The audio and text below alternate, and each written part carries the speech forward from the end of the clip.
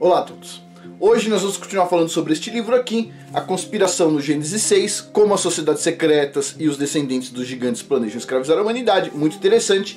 E o assunto é os 7 sábios de Atlantis. Essa semana a gente vai terminar a parte de lendas, especificamente, que é esta parte aqui do livro, certo? Esta parte ainda tem tudo isso aqui. E a gente vai entrar na próxima semana na parte de linhagens sanguíneas e alianças. Alianças entre essas pessoas aí. Então é interessante, vai ficar mais interessante ainda. Pois bem, mas vamos lá, parte dos 7 sábios de Atlantis. Antes de a gente começar, lembre-se, esse mês estou fazendo a divulgação do curso sobre ervas medicinais parte 1, para quando o médico não está a caminho. Não é um aconselhamento médico, é simplesmente uma análise sobre, uma compilação, na verdade, sobre informações de ervas ditas medicinais popularmente, e é muito interessante. Não é um curso tão assim dinâmico quanto outros cursos, por exemplo, da parte de negócios, porém é um curso importante. Quem tiver interesse na área de membros, custa $7 por mês, você assiste todos os cursos do canal durante aquele mês, e todo mês tem um curso novo. Algumas pessoas aqui reclamaram que assim, o cartão não funciona, ou não tem boleto na área de membros e tudo mais. Então é o seguinte, eu estou colocando os cursos aos pouquinhos na Udemy, e alguns cursos eu consigo fazer 3 cupons na Udemy por mês, só 3 cupons e mais nada, 0. 3 cupons e mais nada, é o que eu consigo fazer, cupom de desconto na Udemy. E depois o preço está cheio de novo. E assim, este mês, hoje na verdade, eu estou colocando 3 cursos na Udemy, vou disponibilizar para vocês o link. E esse cupom de desconto na Udemy eu consigo fazer ser válido durante 3 dias, ok? Eu poderia colocar ele com 1 mês na Udemy, só que o preço maior. Então eu estou colocando com o menor preço possível, mas a Udemy me permite esse cupom ter validade de 3 dias. Então eu estou colocando da área de negócios, que muitas pessoas estão pedindo, e são os cursos assim muito interessantes mesmo. Então tem aqui, ó, venda de serviços de alto valor, para quem quer aprender a vender serviços com valor mais alto do que o normal. De preferência entre empresas, que é o B2B, Business to Business. Este curso aqui que é importante, que é o de Networking, uma base de apoio para o sucesso. Teve vários empresários que mandaram e-mail falando, agradecendo pelo curso, é interessante. E este aqui é a arte dos preços, a diferença entre o lucro e o prejuízo. São 3 cursos da área de negócios especificamente, estão na Udemy, e eu vou deixar o cupom de desconto abaixo. Só que eu só consigo fazer 3 cupons por mês, então estou fazendo os 3 deste mês agora.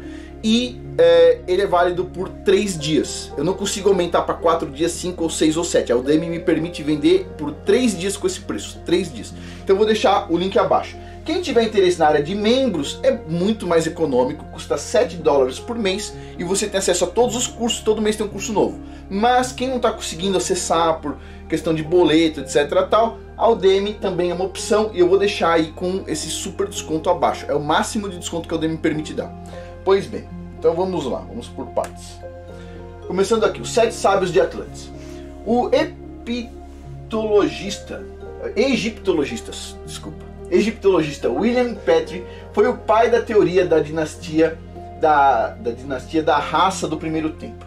Ele discute a origem nebulosa desses seres divinos, Shebtiu, que ele acredita serem os primeiros faraós. Na opinião do autor, esse Shebtiu são os 7 sábios divinos de Atlantis.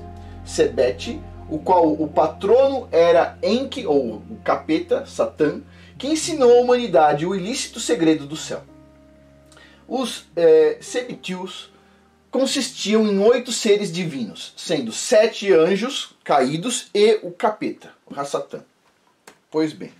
E aí tem algumas figuras que o pessoal coloca sobre os sábios de Atlantis saindo de lá, né? Os 7 sábios de Atlantis, e sempre é uma coisa assim, eles estão chegando do mar. Essas figuras sempre indicam que eles estão saindo da água, estão chegando do mar.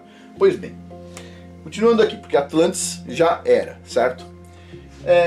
Esse autor aqui, ó, Waller de Lubixpai, puxa, só nome difícil, da teoria da teocracia faraônica, propõe que a humanidade se desenvolveu a partir de uma raça superior de gigantes, no qual tinha conhecimento de ciência e tecnologia. O cara não tem nenhuma relação com a Bíblia, está falando a mesma coisa que a gente está discutindo sempre. Pois bem, ele foi um teosofista francês, tipo assim, teosofista not good, não bom, nada positivo. Um ocultista membro de sociedades secretas que promovem um sistema de crenças místicos importante no sentido de trazer o fim dos tempos.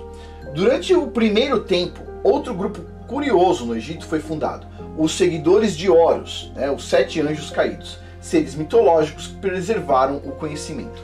Então assim, por que é importante a gente estar fazendo essa discussão? Tem muitas coisas aqui que o autor ele identifica, olha, isto aqui, este assunto vem de ocultistas, este assunto vem de pessoas más pra caramba. Quando a gente sabe quais assuntos vêm dessas pessoas, o que eles estão ensinando lá atrás, quando isso aparece num filme, quando isso aparece na televisão, quando isso aparece na escola, quando isso aparece em qualquer lugar, você consegue identificar a origem daquilo, certo? Lembre-se, uma das 7 ciências sagradas é a gramática, certo? E as pessoas, elas tem pessoas que têm um conhecimento bom o suficiente nesse assunto que é superior ao meu ou ao seu. Por exemplo, você e eu acreditamos que gramática é simplesmente o seguinte: aprender a ler e escrever, não é isso? A gente aprende basicamente isso, só que tem pessoas que sabem essa arte de uma forma diferente. De uma forma diferente. Quando eles juntam com as outras artes sagradas, vamos dizer assim, essas ciências sagradas, o que acontece? É muito simples para essas pessoas te convencerem que algo antibíblico é positivo, certo? Quantas vezes eu já não ouvi assim, por exemplo, sobre tirar o bebê da barriga da mãe, certo? Quantas explicações extremamente lógicas você já não ouviu? Quantas vezes você falou assim, mas nesse caso realmente faz sentido. Mas espera um pouquinho, esse caso ele é amplo?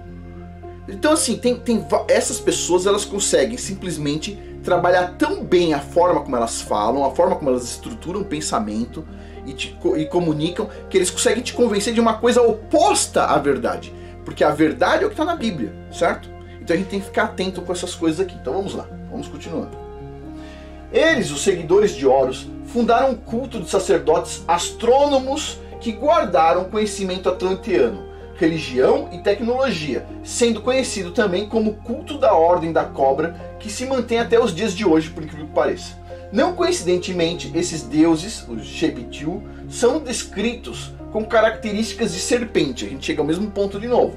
Eram conhecidos como sendo intermediários entre humanos e os deuses Netero, que significa aquele que vigia, ou outra palavra para os sentinelas. Então de novo aparece essa questão da serpente, e aí sempre vem algum engraçadinho perguntar o seguinte: mas como é que a serpente falou com Eva, etc tal? Pois bem, quando você começa a desenterrar essas coisas aí que foram escondidas, você começa a entender muito mais coisa, né? Mas, como a gente vai ver mais pra frente, o pessoal eles guardam muito bem as informações que podiam nos ajudar e simplesmente disponibilizam um pouquinho de verdades aqui e ali que na verdade não ajudam a gente, porque a gente não consegue estruturar o pensamento completo. Lembre-se, para você estruturar um pensamento, você tem uma linha de um começo a um fim, certo? Se alguém corta um pedaço dessa linha e retira, você tem um pedaço de verdade aqui, um pedaço de verdade aqui, mas você não consegue pular daqui para cá, certo? Pois bem, então continuando.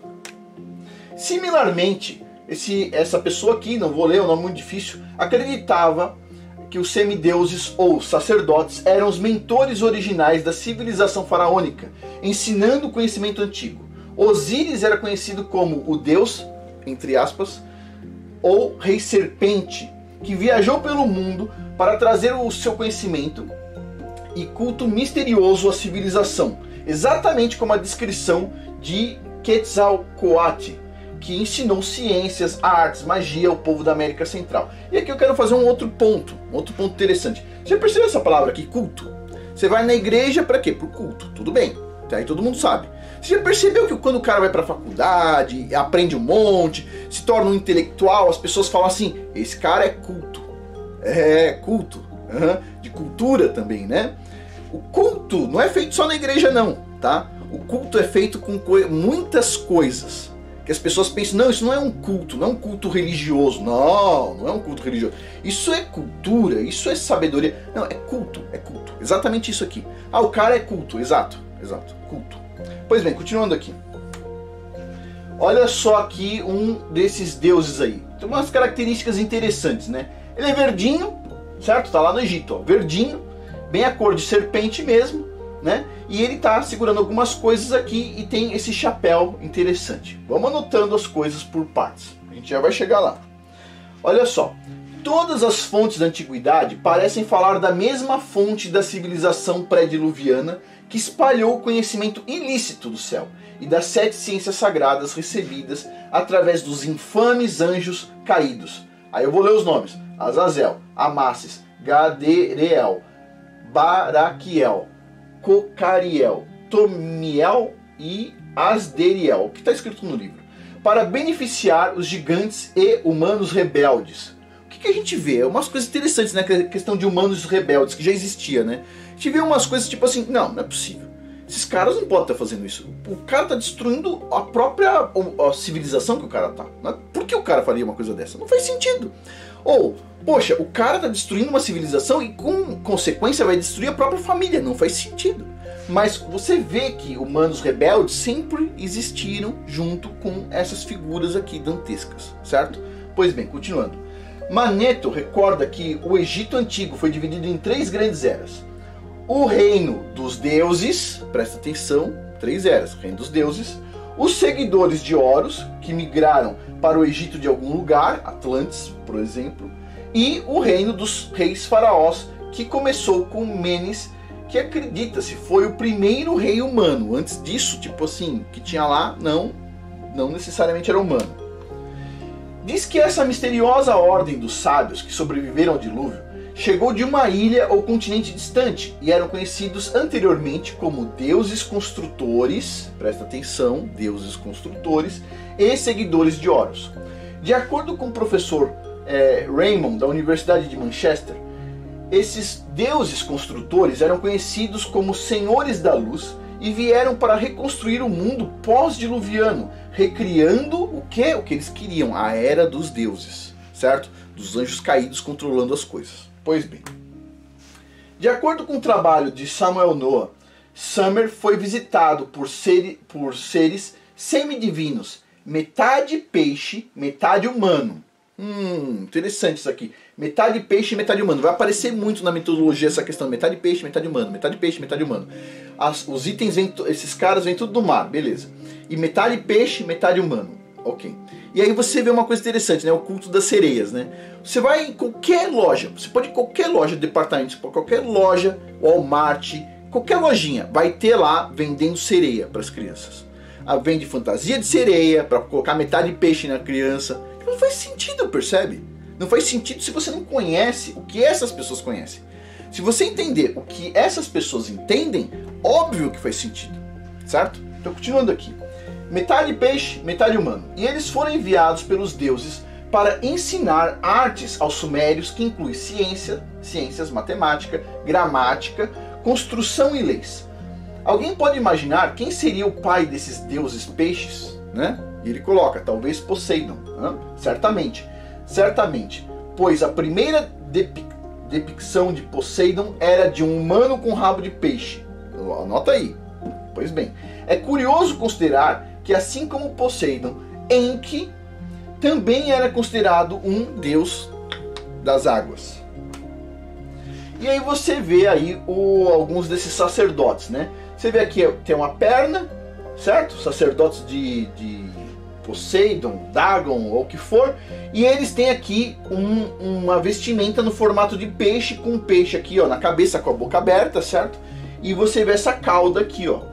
Pois bem, isso aqui todo mundo sabe, isso aqui era uma coisa que o pessoal fazia, ok? O antropologista de Etterley disse que a Babilônia foi fundada por mitológicos deuses peixes. Está dizendo aqui, o antropologista. A mitologia mesopotâmia diz que a vida foi trazida ao mundo através de criaturas conhecidas como Oanes, que em maia significa aquele que vive nas águas. Enoque, descendente de Caim, o Enoque o mau, não o bom, certo? O descendente de Caim, foi o fundador da ordem dos 7 sábios mortais, segundo Berosus. E ele era um alto sacerdote de Enki, o deus do mar, entre aspas. E Enoque também estava associado aos angélicos ou anjos Oanes, de que ele também era sacerdote do culto do Poseidon, do peixe, boi, cobra. E aí esse culto aqui do Poseidon, do peixe, boi, cobra, presta atenção, peixe, boi, cobra, a gente vai falar mais pra frente E tem coisas que eu nunca imaginava que estava relacionada com isso aqui e ele tá mostrando que tá. Então, vamos prestando atenção. Vai anotando aí. Culto do Poseidon, do peixe, boi e cobra. Pois bem, esses divinos e semidivinos deuses, peixe, eram renomados na Suméria pelo seu grande conhecimento em arquitetura e engenharia. Eles eram os mesmos deuses construtores da Índia e do Egito. Enoque, o Mal, em parceria com os anjos caídos, ajudou a estabelecer então o reino pré-diluviano. Cada um dos reis Néfilins foi equiparado a um dos 7 deuses peixe, e talvez mais tarde com os sábios terrenos liderados então por Enoque. Os reis e sacerdotes da dinastia do dragão foram depictados nas histórias, na lenda do Graal, na lenda do rei Arthur, na lenda do mago Merlin e dos merovíngios, que ficaram conhecidos como os reis peixes. É o que está escrito no livro especificamente, ok? Ok, então vamos lá. Tá aí, ó, os sábios, né? O rei Arthur, o Merlin, a espada, muitas coisas que a gente vê, a gente não sabe a origem, a gente não entende a origem. Então a gente tem que entender uma coisa. Se não tá na Bíblia, você vai pegar a sua Bíblia, sempre que você tiver dúvida, tá na Bíblia? Não tá na Bíblia. Pode ter certeza que é paganismo. Por que você acha que na Bíblia tem tantas histórias do povo israelita caindo em adoração para falsos deuses? Por quê? Porque é fácil cair. Eles têm muita lábia. Então assim, se não tiver na Bíblia, tipo assim, saiba que você está adorando algo desconhecido, ok? Quando você vê uma coisa dessas e você fica, oh, nossa, que maravilha, você fica maravilhado com os filmes, saiba que você pode estar adorando uma coisa que, tipo assim, não é positiva. Então, continuando aqui. O historiador Hancock diz que o grupo de sábios sages pré-diluvianos sobreviveram ao dilúvio e eles sempre estavam associados ao simbolismo de peixe e do mar, ou como alguns conhecem, a adoração a Dagon. Presta atenção esse Dagon, ok? Dagon, tá na Bíblia isso aqui, Dagon. Adoração a Dagon, do peixe e do mar, ok? Pois bem, ele ainda diz que todas essas irmandades que ensinam doutrinas espirituais e religiosas para a humanidade foram os conselheiros reais dos reis, a mesma irmandade da cobra. O historiador Peter Whitfield escreveu que os conceitos sumérios de reinado, conhecimento divino e ciência foi importado por um grupo de tutores divinos, que são os 7 sábios. Pois bem, vai vendo. E na Bíblia a gente vai pegar isso aqui, ó. Tá vendo isso aqui? O Dagon, né? O deus dos filisteus. Tá aqui, ó. Dagon, né? O deus dos filisteus. Olha só. Depois de tomarem a arca de Yahweh, os filisteus levaram de Ebenezer para a cidade de Asdod e depositaram no templo que eles dedicaram ao deus Dagon. Olha só, pegaram a arca do Criador e colocaram na frente lá do deus Dagon deles, da escultura, ao lado de sua estátua. No dia seguinte, ao romper da manhã, os moradores de Asdod observaram que a imagem de Dagon estava caída de cara no chão, exatamente na frente da arca de Yahweh. Imediatamente eles ergueram a estátua de Dagon e colocaram de volta em seu lugar. Contudo, na manhã seguinte, quando se levantaram ao raiar do dia, lá estava novamente Dagon caído, de rosto em terra, diante da arca de Yahweh. As mãos e a cabeça da estátua de Dagon haviam sido quebradas e estavam sobre a soleira.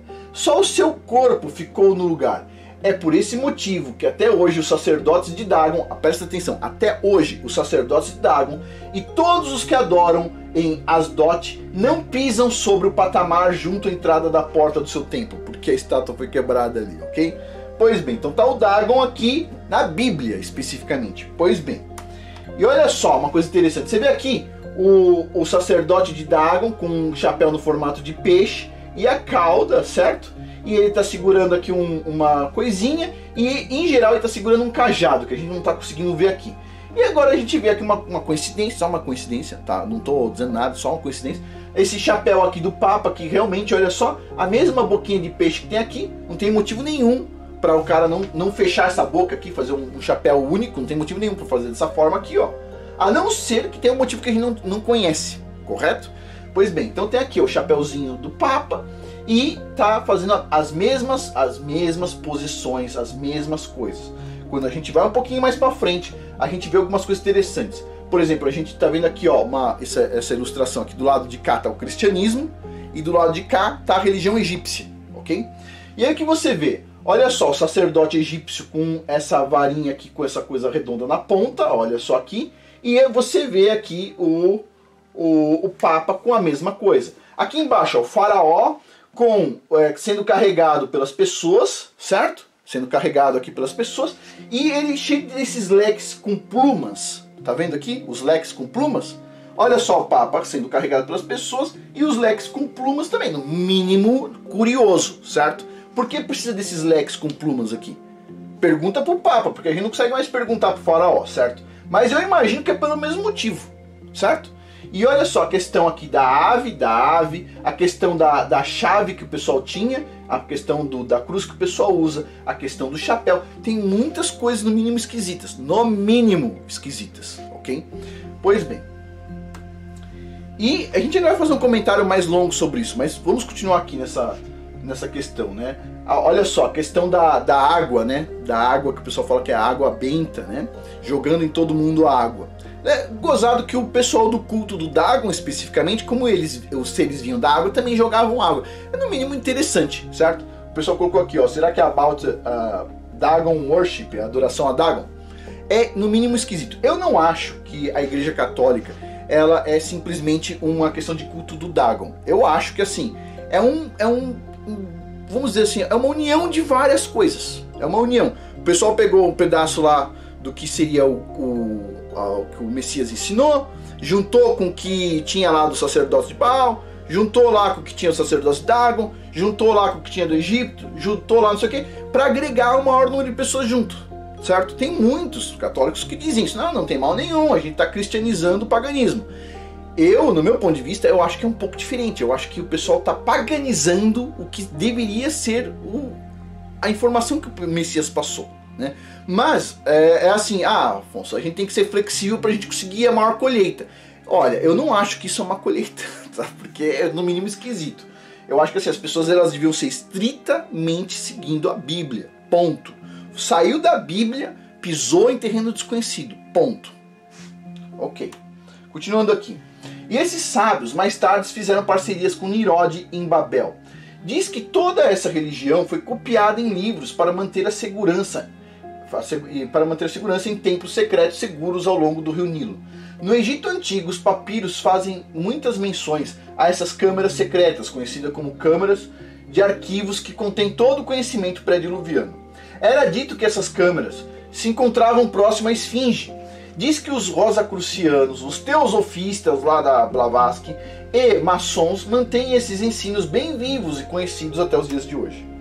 Edward Cayce concluiu que tinha profecias atlanteanas que prediziam que o grande conhecimento pré-diluviano seria descoberto aos pés da Grande Pirâmide e da Esfinge por volta do início do novo milênio, que é algo que está, vamos dizer assim, ou já aconteceu ou está para acontecer. Pois bem. E próximo episódio a gente vai falar sobre o Gilgamesh.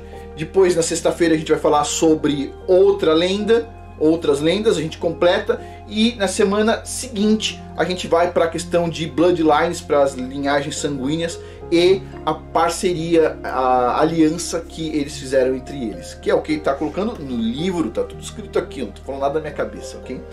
Pois bem, e para finalizar, lembre-se do curso Ervas Medicinais Parte 1, para quando o médico não está a caminho. Este curso só tem lá na parte que eu também tenho a área de membros, mas quem tiver interesse em adquirir os cursos de negócios que muitas pessoas estão me pedindo, tá lá na Udemy. O cupom de desconto abaixo vale durante 3 dias apenas, é o máximo desconto que dá para dar pela Udemy, e a Udemy só me permite fazer 3 cupons, eu não vou poder fazer na semana que vem mais 3 ou mais 3. É 3 cupons, e esses 3 cupons, cada um deles é válido por 3 dias. Então assim, quem tiver interesse na parte de negócios, esses 3 cursos aqui são no mínimo interessantes, ok? Bom, pessoal, a gente finaliza aqui. Quem tiver interesse na área de membros, $7 por mês, você acessa todos os cursos e todo mês tem um curso novo. Bom, por hoje é isso. Muito obrigado a todos. Até mais.